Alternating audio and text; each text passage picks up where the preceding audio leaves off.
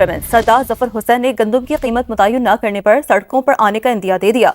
इसी हवाले से मजीद बात करते हैं फैसलाबाद से नईम कैसर ने हमें ज्वाइन किया है। नईम, बताइएगा क्या कहना है किसान बोर्ड के चेयरमैन? किसान बोर्ड के एहतजाज के बावजूद भी गंदम की कीमत मुकर्रर ना की जा सकी, जबकि गंदम इंपोर्ट के हवाले से भी खबरें आ रही हैं और गंदम इस दफा और दूसरी तरफ कौमी असम्बली में भी गंदम और ज़राअत से मुतल्लक बड़ी बड़ी खबरें सामने आई हैं। सिंध में तो नई गंदम का आगाज हो चुका है, जबकि पंजाब में भी 1 अप्रैल के बाद नई गंदम का हमारा वीट है, राइस है और इसके अलावा जो भी हमारी कॉर्न्स हैं, तो ये सारों की प्रोडक्शन देखी जाए तो कम नहीं है, हमारी रिक्वायरमेंट के मुताबिक ही होती है और बल्कि हम बहुत चीज़ें एक्सपोर्ट भी कर रहे होते हैं। तो फूड सिक्योरिटी को एक तरह से आप जब देखते हैं ना कि जी हमारे मुल्क में जैसे अब इंडिया है, तो आपने देखा कि उसने अपनी राइस एक्सपोर्ट और बाकी क्रॉप की एक्सपोर्ट जो है वो एकदम रिड्यूस कर दी। पहले अपने स्टॉक बिल्ड किया, जब उसकी अपनी इंटरनल सिक्योरिटी श्योर हो गई तो देन उन्होंने कहा कि चलें जी अब हम ये करते हैं कि हम उसमें एक्सपोर्ट करते हैं, और उसका बेनिफिट उठा के हमने बहुत ज़्यादा राइस एक्सपोर्ट कर लिया।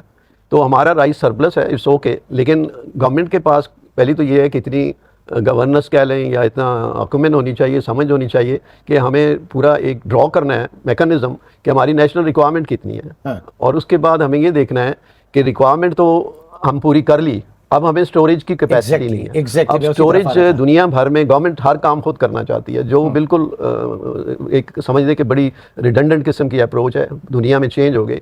अगर मैं इंडिया की इसलिए एग्जांपल करता हूँ दे रहा होता हूँ कि हमारे साथ हैं और उनको ही हमें फॉलो करना है कि उनकी क्या स्ट्रेटजीज हैं, क्योंकि वो सक्सेसफुल हैं, तो सक्सेस स्टोरी को ही फॉलो करना चाहिए। और इसमें इंडिया का नाम है, इसमें चाइना का नाम है, अभी हम का नाम है, न्यूजीलैंड का नाम है, जहाँ पे बायो सिक्योरिटी और फूड सिक्योरिटी जो है उसको बड़ी इंपॉर्टेंस, उसके स्टैंडर्ड्स जो है वो बड़े जबरदस्त किस्म के हैं। देखिए वो क्या इसमें तरीका ये है कि जी लास्ट टाइम भी आपको पता है एक ही प्रोग्राम में ये हुआ कि जी हमारे पास वीट सरप्लस हो गई।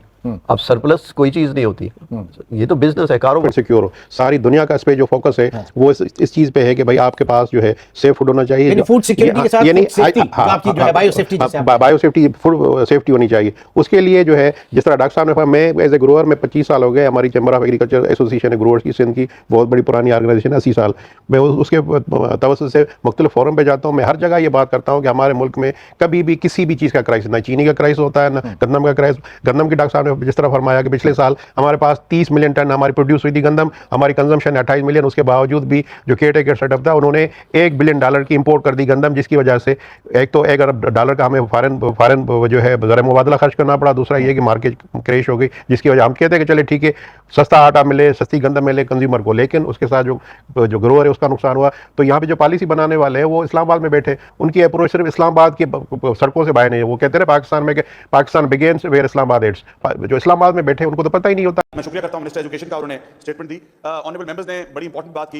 एक ऑनरेबल मेंबर ने जिक्र किया कि उनके इलाके में यालाबारी हुई जिसके वजह से गंदम की फसल को नुकसान हुआ। मैं उनसे रिक्वेस्ट करूंगा कि मैं उनसे मिल लेता हूं या वो मेरे से मिल लें और हम उन 3 अजला को इंस्पेक्ट करा लेते हैं, और अगर इस तरीके का कोई नुकसान फार्मर्स का हुआ है जो कि वो बयान कर रहे हैं यकीनन ठीक होगा, तो हम इंशाल्लाह ताला, हमारी गवर्नमेंट का ये वाज़ेह मौक़िफ़ है कि फार्मर को किसी तरीके का नुकसान हम नहीं होने देंगे। गवर्नमेंट किसानों को किसी किस्म का नुकसान नहीं होने देगी। बारिशों की वजह से और ज़ालाबारी की वजह से जो गंदम की फसल मुतासर हुई है, उन इलाकों में कौमी असम्बली में गन्ने और चीनी और गंदम के हवाले से बड़ी खबर सामने आई। सुने आज की ताज़ा रिपोर्ट। मिल लेता हूं या वो मेरे से मिल लें और हम उन 3 अजला को इंस्पेक्ट करा लेते हैं, और अगर इस तरीके का कोई नुकसान फार्मर्स का हुआ है जो कि वो बयान कर रहे हैं यकीनन ठीक होगा, तो हम इंशाल्लाह ताला, हमारी गवर्नमेंट का ये वाज़ेह मौक़िफ़ है कि फार्मर को किसी तरीके का नुकसान हम नहीं होने देंगे। तो उन 3 अजला के अंदर हम उनके इंटरेस्ट को लुक आफ्टर करेंगे।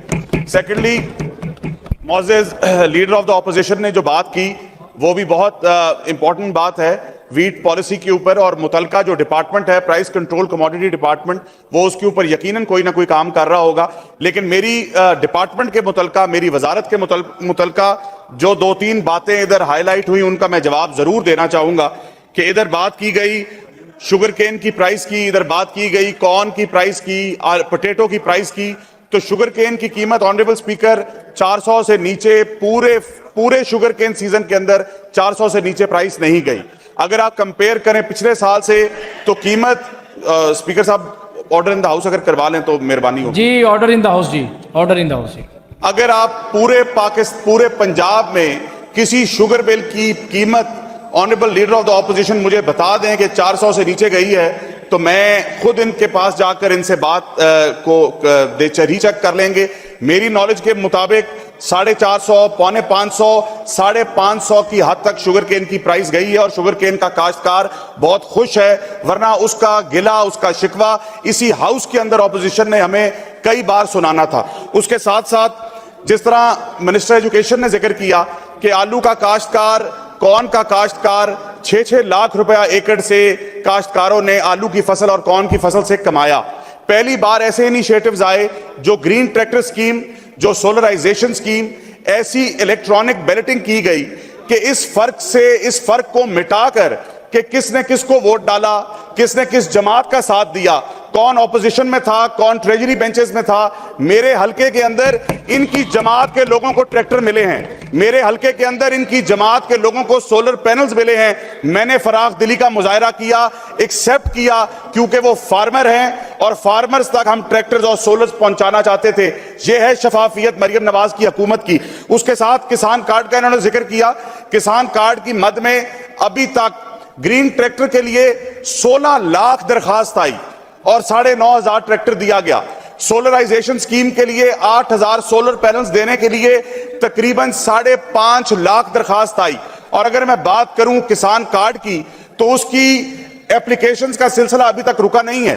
अभी तक हमारे पास 16.5 लाख, 17 लाख किसान कार्ड की एप्लीकेशंस आ चुकी हैं, जिनके अंदर से 6.25 लाख लोगों को किसान कार्ड मिल चुका है और उस किसान कार्ड की मद में 50 अरब रुपया खरीदारी हुई है। ये इंडिपेंडेंट मीडिया चैनल्स ने चलाया, एक बार नहीं कई बार, कि इस वीट क्रॉप के अंदर, जो अभी मौजूदा वीट क्रॉप है, इस वीट क्रॉप के अंदर 60% यूरिया का ज्यादा इस्तेमाल हुआ है।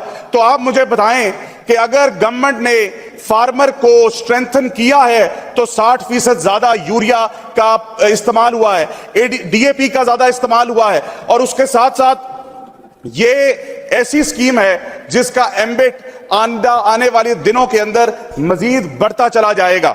इन्होंने वीट की बात की, वीट के ऊपर इस हाउस के अंदर वीट पॉलिसी कंसर्न डिपार्टमेंट बताएगा, लेकिन वीट के अंदर, इस हाउस के अंदर ऑपोजिशन ने कहा कि अब पंजाब में वीट नहीं लगेगी। मैं ऑपोजिशन को यह बताता चलूं कि अगर आप पिछले 10 साल का डाटा उठाएं, अगर आप मुझे इजाजत दें तो इन स्क्रीन के ऊपर मैं डिस्प्ले करवा सकता हूं, 10 साल का डाटा उठाएं तो कभी भी पंजाब के अंदर 16 मिलियन, 16.2 मिलियन, 16.3 मिलियन से ज्यादा वीट नहीं लगी। पिछला साल वाहिद साल था जब 17.2 मिलियन एकड़ गंदम लगी, बंपर क्रॉप थी। और ये खदशा बार बार जाहिर किया गया कि शायद आप गंदम ना लगे, तो इस दफा 16.5 मिलियन एकड़ जनाब स्पीकर गंदम लगी, जिसका इंडिपेंडेंट सर्वे क्रॉप रिपोर्टिंग ने किया, स्पार्को ने किया, फेडरल गवर्नमेंट ने किया, land information management system GPI के तहत लिम्स ने किया और यह बताया कि पंजाब में 17.2 मिलियन एकड़ गंदम लगी है। और फार्मर की उन्होंने